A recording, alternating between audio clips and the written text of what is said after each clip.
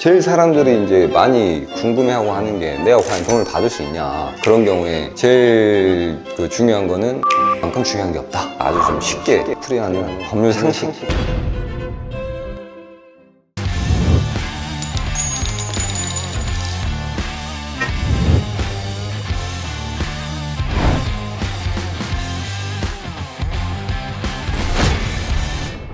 앞전 영상에서도 뭐 여러 번 얘기했지만 그 상식없는 새끼들이 너무 많아요. 제 유튜브 채널에도 제가 뭐 누누이 얘기했던 것처럼 제가 굉장히 억울하게 악플도 많이 당하고 했었는데 여전히 악플 당하는 정신병자들이 많아요. 뭐 예전보다 많이 줄긴 했지만 그래서 제가 계속 생각을 해보다가 자기 인생이랑 관련도 없는 여기에 찾아와가지고 시간 써가면서 이런 병신짓을 왜 할까? 나한테 도대체 무슨 억하심정이 있어서 이제 이런 생각들이 많이 들어요. 그러면서 제가 이제 번뜩 그런 생각을 했죠. 저런 병신들도 알아야 될 법률 상식에 대해서 한번 얘기를 해보자. 악플을 쳤을 시간에 배우는 법률 상식. 물론 이제 뭐 악플 다는 사람만 보라는 취지에서 얘기를 하는 게 아니고 소송이 존나 비효율적인 거예요. 시간도 많이 들고 돈도 많이 들고 스트레스는 스트레스로 받아. 내가 원하는 100%의 결과가 나온다는 보장이 없고 그런 경우는 거의 없어요. 그러다 보니까 이 소송을 가기 전에 뭔가 이런 분쟁을 예방할 수 있는 그런 데에도 좀 관심이 많은데 그럼에도 불구하고 사람들 속이고 뭐 아까 그 예전 영상 보면은 뭐 걔한테 총 쏘고 이런 새끼들 있고 뭐 씨가 별의별 새끼들이 다 있잖아요. 그러긴 하지만 선의를 가진 피해자들의 입장에 생각을 해보면은 이런 상식이 있었으면은 좀 물어보거나 그 상식이 단초가 돼가지고 어떤 법률 행위를 하거나 돈을 쓰거나 어떤 계약을 맺거나 이럴 때 좀 한 번 더 찾아보고 신중하게 판단할 수 있다고 하면은 소송까지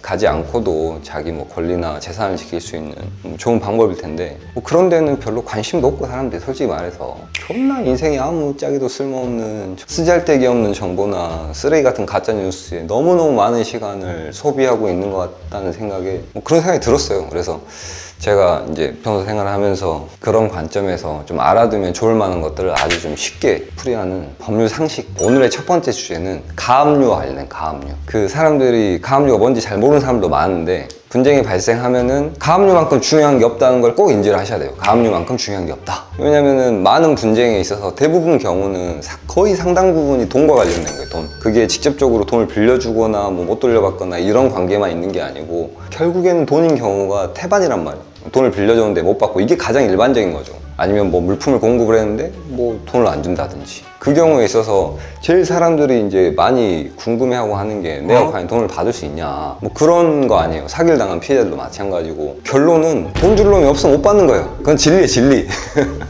어떤 능력 있는 변호사가 오고 어떤 힘 있는 권력자가 온다 하더라도 돈이 없는 그지한테 돈을 받아낼 방법이 없어요. 다른 사람 이름으로 사업을 하고 다른 사람 이름의 계좌를 쓰고 다른 사람 이름의 통장을 쓰고 이런 식으로 본인은 신불자지만 타인의 어떤 명의를 이용해서 호의호식하는 놈들이 엄청나게 많아요. 우리 사회에 보면은. 그러다 보니까 실제 돈은 있지만 나한테 줄 돈은 없는 경우가 태반이야. 대표적인 게 사기고. 그러다 보니까 가압류 제도에 대해서 뭐 간략하게 설명을 하면은 가짜라는 거니까 임시란 뜻이란 말이에요. 임시로 압류를 한다 이런 뜻이에요. 내가 만약에 판결문이나 뭐 공정증서나 이런 게 있으면은 이미 국가기관을 통해서 너 채권 있어 라고 확인을 해준 거예요. 국가에서. 그걸 집행권원이라고 해요. 그 집행권원이 있는 경우에는 그냥 압류를 해가지고 팔아버리면 돼. 경매로 넘기거나 그렇게 해서 돈을 회수하는 거죠. 근데 이제 내가 쟤한테 돈을 빌려줬는데 아직 소송을 걸지를 못했어. 근데 소송은 오래 걸리잖아요. 그런 경우에 제일 중요한 거는 채무자를 상대로 소송을 걸어서 국가로부터 공식적으로 너는 채권자야.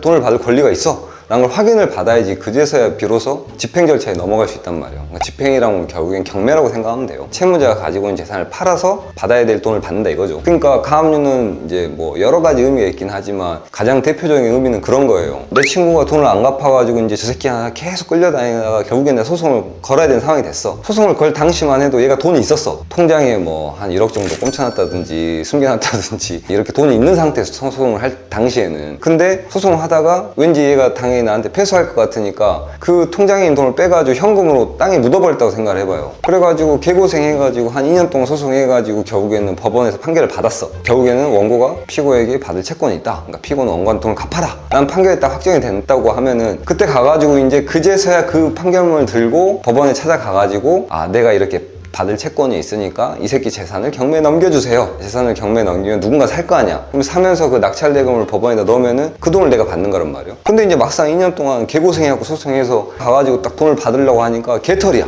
정말 무익한 소송을 그 시간이랑 비용을 들여가지고 하는데 그런 일들이 많다. 그러다 보니까 소송을 걸기 전에 이 본안 소송이 오래 걸리는 동안에 재산이 연닉되거나 이런 걸 막기 위해서, 그래서 소송 전에 보통 가압류를 거는 거예요. 가압류는 임시로 압류를 한다는 뭐 그런 의미라고 대충 생각을 하면 되고, 그래서 나중에 판결에서 이겼을 때 돈을 실제로 받으려면은 가압류가 꼭 걸려 있어야 된다고 생각하면 돼요. 물론 이제 무슨 뭐 삼성전자나 아니면 뭐 현대자동차나 이런 큰 회사들이랑 소송을 하는 경우는 가압류가 필요 없죠. 왜냐면 그 회사들은 소송에서 이기기만 하면은 돈을 줄 만한 경제적인 여력이 있으니까, 자력이 있으니까. 그런 회사나 그런 개인들한테는 가압류를 걸 필요가 없지만, 얘가 재산이 뭐 없을 가능성이 있거나 재산을 은닉할 가능성이 있다고 생각이 들면은 무조건 가압류는 하는 게 좋다. 시간이 좀 더 오래 걸린다 하더라도 소송을 하는데. 그리고 또 이제 가압류의 장점은, 저희 사무실 같은 경우는 거의 이제 가능하다고 하면 웬만하면 가압류를 먼저 걸고 시작하는 편이에요. 의뢰인을 좀 설득을 해서. 가압류를 걸면은 상대방이 합의하자고 연락 오는 경우가 많아요. 그래서 제가 지금 하고 있는 소송들 중에서 그런 게 있죠. 뭐 누구한테 투자를 해줬어. A가 B한테 투자를 해줬는데 B가 돈을 안 줘 계속. 이제 B가 가지고 있는 부동산 위치를 하나 알고 있는 게 있어가지고 그 부동산에다 가압류를 걸어버렸어. 걸어버렸는데 바로 전화 오는 거예요.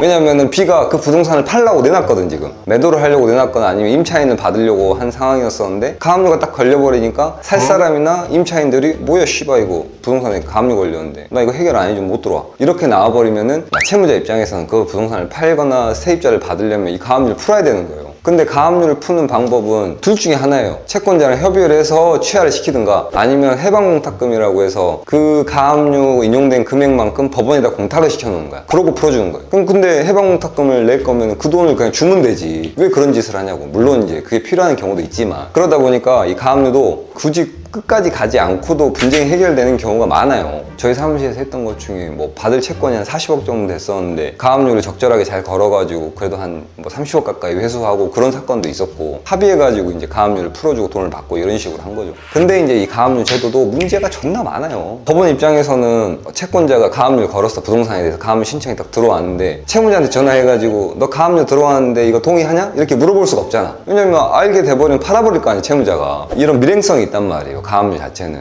왜냐면 채무자가 알면 안 되니까. 그래서 채권자의 일방적인 주장을 듣고 가압류를 걸어주는 거야. 그러다 보니까 또 어떤 문제가 있냐, 법원을 속이는 들이 존나 많아요. 웬만하면 개새끼란 욕은 안 하고, 내가 얘한테 친구한테 뭐 1억을 빌려주면서 1억짜리 차용증을 써주고 1억을 빌려줬는데 이미 다 받았어, 내 돈을. 근데 차용증이 나한테 남아있어. 그 차용증을 들고 있는 상태에서 얘랑 싸웠어, 친구랑. 그 차용증을 이미 돈을 받았으니까 사실은 그거는 뭐 이제 효력이 없는 건데, 돈을 변제받은 사실은 빼버리고 그 차용증을 허위로 법원에 제출해가지고 가압류를 걸어버린다든지 이런 미친놈들이 많아요. 있단 말이에요, 실제로. 그런 사례가 많다 보니까 법원 입장에서는 채권자 말만 믿고 채무자 재산에 대해서 처분을 하는 거기 때문에 담보공탁금 요구를 한단 말이에요. 너 만약에 거짓말 해가지고 채무자한테 손해가 발생하면 이 돈으로 보상해 줄 거야, 이런 취지예요. 근데 그 담보공탁금 제도가 필요하죠. 필요하는데 이게 탄력적으로 운영되는 게 아니라 가압류 대상 목적물에 따라서 되게 그 기계적으로 그 담보공탁금 금액이 정해져 있단 말이에요. 부동산을 가압류하는 경우, 채권을 가압류하는 경우, 뭐 자동차를 가압류하는 경우, 이런 식으로 각 물건마다 어느 정도 정해져 있는데, 지금 생각하는 거 대표적인 게 첫 번째로는 통장을 가압류를 하려고 하는데 통장이 잔액이 얼마인지 알 수가 없어, 가압류를 걸기 전까지는. 그러다 보니까 뭐 있는 돈 없는 돈 끌어모아가지고 담보공탁금 내가지고 사기꾼 통장을 딱 가압류를 걸었는데 통장에 막 14원 남아있고, 그러면 그 공탁금 회수하는데 또 시간이 상당히 걸린단 말이에요. 바로 회수가 안 돼가지고. 그것도 참 문제고, 두 번째는 이런 사기범죄 피해자들 입장에서는 돈이 없단 말이에요. 공탁금을 낼 돈이 없어. 그리고 공탁금이 절대 싸지가 않아요. 부동산 가액의 뭐 10%, 20%, 가압류 금액의 뭐 20%, 40%, 막 이런 식으로 되다 보니까 내가 1억을 가압류하려면 현금이 막 2천만 원씩 필요해요. 근데 내가 사기당해가지고 씨발 땡전 한 푼 없고 변호사 선임할 돈도 없는데 그 공탁금 어떻게 마련을 하냐고. 그러니까 가압류 못하고 사기꾼을 고소하고 그런 경우가 아주 일반적이야. 가압류를 못해, 대부분 사람들이. 공탁금이 부담스러워가지고. 근데 그런 것도 제도 개선을 한다고 하면은 어떤 범죄 피해 사실이 분명하고, 그리고 다수의 피해자가 발생해서 고소를 하고 있고 그런 상황이라고 하면은 지급정지를 안 해줄 거면 이런 거라도 해줘야지. 그래서 어떤 요건을 갖춘 경우에는 뭐 담보공탁금을 좀 면제해 준다든지, 아니면은 보증보험으로 전액을 가름할 수 있도록 법원에서 특별히 뭐 강제를 한다든지. 그러니까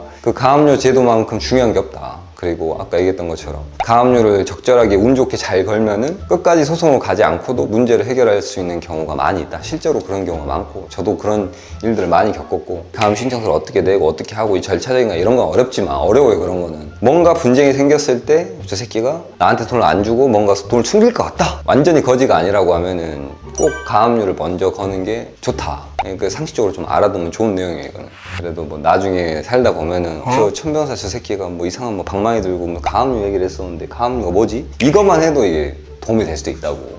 그래서 하여간 제가 또 이거 말고도 지금 여러 가지 주제들을 많이 지금 어제 저녁에 자기 전에 생각을 해놨어요. 지금 한 거의 20개 가까이 생각을 해놨는데 그거를 시간 날 때 하나하나씩 찍으면서 악플 쳤을 시간에 배우는 법률 상식. 그래요. 봐주셔서 감사하고 또 좀 의미 있는 주제로 찾아뵙도록 하겠습니다.